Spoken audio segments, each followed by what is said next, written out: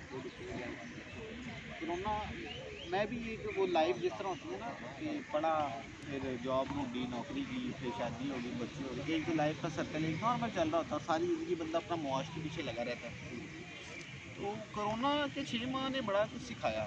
مجھے اپنا اندر جاننے کا موقع ملا کہ یار انسان کر کیا رہا ہے. تو میں نے یہ دیکھا یار ہمارے جو باپ دادا ہیں پردادا ہیں وہ بھی آئے ہوں گے, ان کی زندگی میں بھی مشکلات ہوں گی, ان کی زندگی میں مہنگائی ہوگی, انہوں نے بھی پتہ نہیں کس طرح اپنے بچوں کو پالا ہوگا. بچے بڑے ہو گئے وہ چلے گئے دنیا سے, بچے آگے اپنی دوڑ میں لگ گئے. تو میں نے کہا یہ ایک سسٹم دوڑ کا ہی ہے, ہم لوگ آج ہیں ہمارے آگے بچے ہوں گے, ہم لوگ پھر ہمارے آگے بچے نسلیں شروع ہو جائیں گی. تو میں نے کہا زندگی میں کچھ ایسا ضرور کر کے جانا چاہیے کہ آپ کے جانے کے بعد آپ کی آنے والی نسلیں یا آنے والے لوگ کچھ یاد رکھیں یار اچھا کوئی بیج لگایا ہوا ہے جو ایک وقت میں کوئی پودا درخت چھاؤں اور پھل دینا شروع ہو گیا. بڑی بات. تو میں نے کہا زندگی میں یہ سسٹم تو چلتا ہی رہنا ہے, یہ معاش کا چکر کم ہے زیادہ ہے بل بجلی رونا, اصل مقصد کیا ہے. تو میں نے پھر ایک ریسرچ یہ کی, میں نے میرا ایک اپنا میں نے کچھ لوگوں کو پڑھا, میں نے کہا یار جنہوں نے انسانیت کے لیے کچھ کیا ہے نا ان کی دوڑ ان کی کامیابی دنیا والے نہیں روک سکتے. اللہ نے ان کو اتنا نواز دیا. ایدی صاحب نے مجھے بڑا انسپائر کیا. ایدی صاحب کو میں نے جب تھوڑا سا پڑھا کہ یار ایک خیراتی ادارہ چلانے والے انسان, یتیم بچے پالنے والے, کوئی بزنس نہیں ہے, کوئی فیکٹری نہیں ہے. اللہ نے اتنا نوازا کہ جب کرونا آیا تو 1 کروڑ کا چیک انہوں نے وزیر اعظم کو دیا, ایدی فاؤنڈیشن.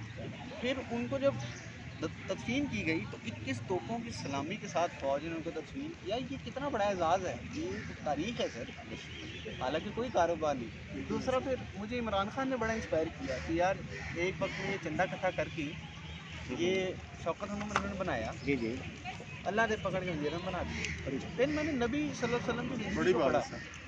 سر ویڈیو بات آپ کی کٹی جا رہی ہے, یہ بات دوبارہ میں ریپیٹ کرتا ہوں جو ابھی انہوں نے کی, بات ہی بڑی کمال ایسے کلک کیا اس نے کہ کل تک اس نے شوکت خانم ہاسپٹل بنایا تھا, اللہ نے ایک عام کھلاڑی کو پکڑ کے ملک کا وزیر اعظم بنا دیا. اور ہمیں آج تک نہیں یقین آتا وزیر اعظم عمران خان جب بھی ہمارے سامنے آتا ہے نا تو ہم سوچتے ہیں کہ واقعی یہ وزیر اعظم ہے.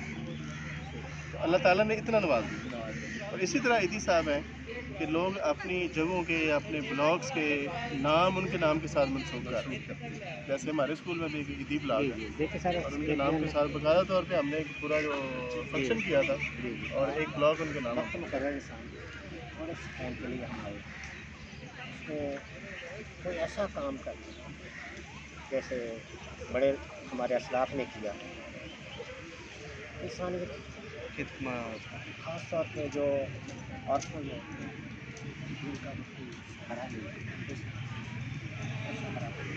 سر جس بندے نے دنیا میں انسانیت کی خدمت کی نا وہ ہمیشہ ہی اوپر پر والے درجے ہمیشہ, اور جو مرضی کرتے رہے آپ, لیکن انسانیت کی خدمت کی وجہ سے اللہ تعالیٰ کو یہ ادا اتنی پسند ہے کہ آپ جہاں ایکسپیکٹ کرتے ہیں نا اس سے کہیں زیادہ اونچا اللہ تعالیٰ آپ کو لے جائے. انسان کو بنایا تھوڑے کلوز کرا دیں. تو ایک شعر مجھے زیادہ دل کے بڑا قریب ہے, کہتے ہیں کہ کرو مہربانی تو اہل زمین پر خدا مہربان ہوگا. ہمیں یہ سمجھ آ جائے نا سر, ہم لوگ آسانیاں بانٹنا شروع کر دیں نا, میں آپ کو قسم کھا کے کہتا ہوں بندے کے اپنے لیے آسانیاں پیدا ہونا شروع ہو جاتی ہیں قدرت کی طرف سے. مسئلہ یہ ہے کہ ہم لوگ آسانی اس طرح شاید پیدا کرتے نہیں ہیں, پھر ہمارے لیے بھی مشکلات پیدا ہونا شروع ہو جاتی ہیں. میں نبی صلی اللہ علیہ وسلم کی زندگی سے جب میں نے سیکھا, میں نے کہا نبی صلی اللہ علیہ وسلم کے پاس صرف ایک خیر تھی, غیر مسلموں کے لیے بھی مسلمانوں کے لیے بھی, جو بھی آتا تھا صحابی کا درجہ پا کے جاتا تھا.